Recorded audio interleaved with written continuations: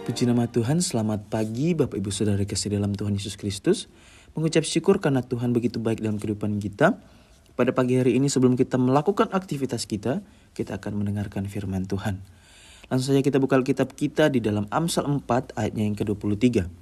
Jagalah hatimu dengan segala kewaspadaan, karena dari situlah terpancar kehidupan. Puji nama Tuhan, judul firman Tuhan pada pagi hari ini yaitu jaga hatimu.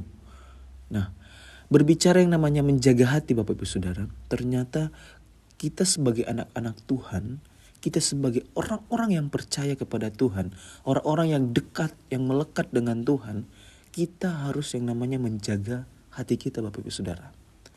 Mungkin Bapak Ibu Saudara menganggap ketika berbicara menjaga hati ini, Bapak Ibu Saudara menganggap ini hal yang sepele, hal yang biasa.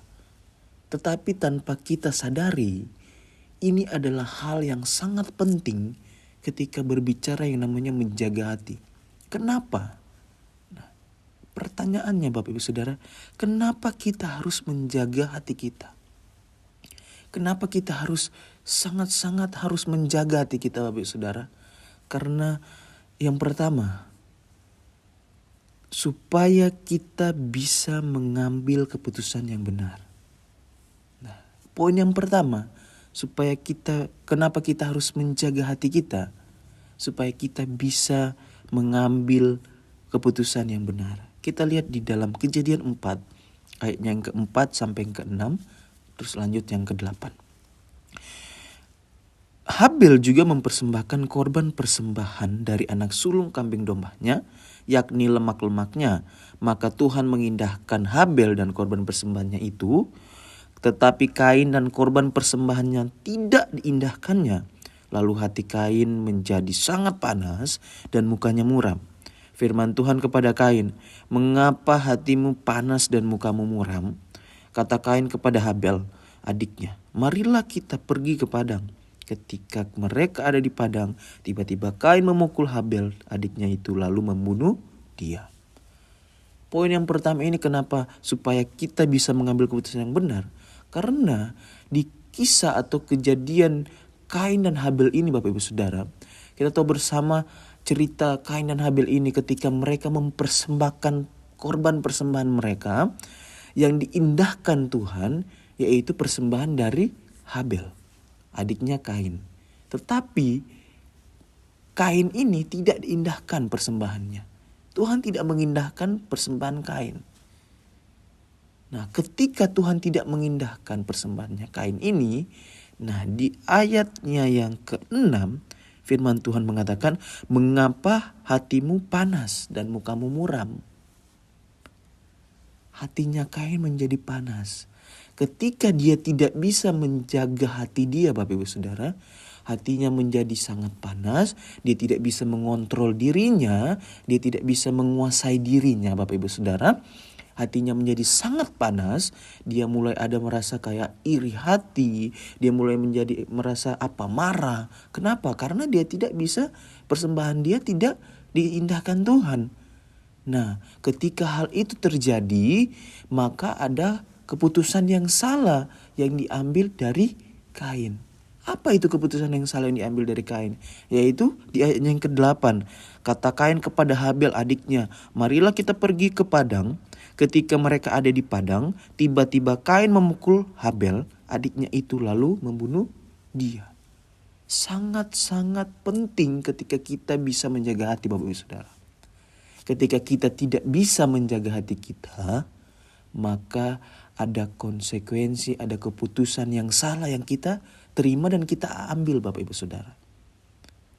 Apa itu keputusan yang salah?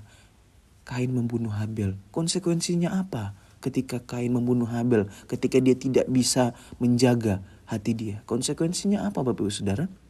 Yaitu dia dikutuk Tuhan. Dimanapun dia mengembara, dimanapun dia berada, dia bekerja keras, dia tidak bisa mendapatkan hasil yang terbaik. Itu adalah konsekuensinya Bapak Ibu Saudara, ketika dasar yaitu dia tidak bisa menjaga hatinya. Hanya hal yang mungkin tidak menjaga hati. Tetapi tanpa kita sadari Bapak Ibu Saudara, ini sangat penting. Kita sebagai orang-orang percaya, Kita harus ada yang namanya menjaga hati kita. Supaya apa? Supaya kita bisa mengambil keputusan yang benar. Supaya kita bisa mengambil keputusan yang tidak salah. Yang keputusan yang mungkin dari Tuhan. Karena sangat penting menjaga hati. Itu yang pertama. Kenapa kita harus menjaga hati kita, Bapak Ibu Saudara? Yang kedua, kenapa kita harus menjaga hati kita? Karena Bapak Ibu Saudara, hati kita ini adalah salah satu sarana Tuhan berbicara. Nah, hati kita ini adalah salah satu sarana Tuhan berbicara, Bapak Ibu Saudara.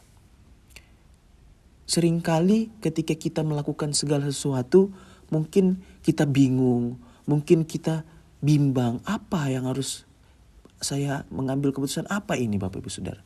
Nah, seringkali kita mengambil keputusan untuk apa? Mungkin kita berdoa, mungkin kita ngobrol sama Tuhan. Nah, dan ketika hal itu ada yang namanya Tuhan taruh dalam hati kita. Apa yang kita harus lakukan, apa yang menjadi Tuhan, yang menjadi keinginan Tuhan, apa yang harus kita perbuat, Bapak Ibu Saudara. Apa keputusan yang kita harus ambil. Seringkali Tuhan berbicara lewat hati kita. Karena itu sangat penting, Bapak Ibu Saudara, ketika kita menjaga hati kita. Sangat-sangat penting, Bapak Ibu Saudara. Kita menjaga hati kita. Karena hati kita ini adalah salah satu sarana untuk Tuhan berbicara. Salah satu sarana untuk Tuhan ngobrol. Tuhan ngomong sama kita, Bapak Ibu Saudara. Jadi jangan pernah berpikir kalau misalnya hal ini, hal menjaga hati ini, hal yang sepele, Bapak Ibu Saudara. Enggak. Ini adalah hal yang sangat penting yang harus kita pahami dan kita mengerti. Karena sangat penting kita menjaga hati kita. Kenapa kita harus menjaga hati? Yang pertama, supaya kita bisa mengambil keputusan yang benar. Yang kedua, karena hati kita ini adalah salah satu sarana Allah untuk berbicara, Tuhan untuk berbicara.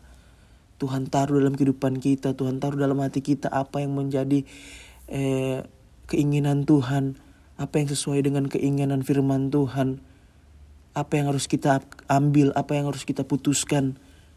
Seringkali Tuhan berbicara lewat hati kita, Bapak Ibu Saudara. Oleh sebab itu, kita diingatkan pada pagi hari ini kita menjaga benar-benar hati kita. Ketika kita menjaga hati kita, kita tidak mengambil keputusan yang salah. Ketika kita menjaga hati kita, kita mengambil keputusan yang benar. Kita bisa mendengar apa isi hati Tuhan lewat Tuhan berbicara lewat hati kita. Puji nama Tuhan, Bapak Ibu Saudara. Biarlah pada pagi hari ini kita diingatkan kembali bahwa kita harus menjaga hati kita. Puji Tuhan. Mari kita satu dalam doa. Kami bersyukur Tuhan atas setiap kebaikan-Mu dalam kehidupan kami. Engkau mengingatkan kembali pada pagi hari ini Tuhan, supaya kita harus menjaga hati kita, supaya kita tidak mengambil keputusan yang salah. Karena kita yakin dan percaya Bapa yang baik, ketika kita menjaga hati kita, kita dapat bisa mengambil keputusan yang benar.